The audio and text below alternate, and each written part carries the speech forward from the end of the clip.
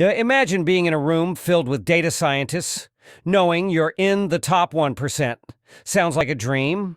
The journey to the pinnacle of data science mastery is fraught with misconceptions, outdated practices, and, quite frankly, a lot of data noise. Everyone seems to be chasing the latest tools and techniques, but the true essence of becoming a top-tier data scientist lies far beyond just mastering coding or algorithms.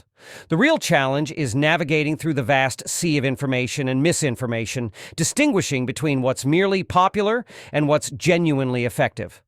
The problem isn't a lack of resources, it's knowing how to strategically use these resources to your advantage.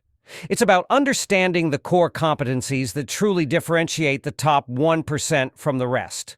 So, how does one achieve this elite status? The solution isn't found in chasing every new trend. Instead, it's about focusing on developing a robust foundational knowledge in statistics, machine learning, and domain expertise.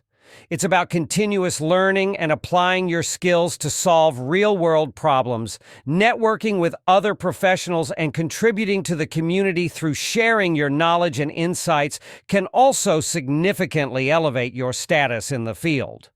But perhaps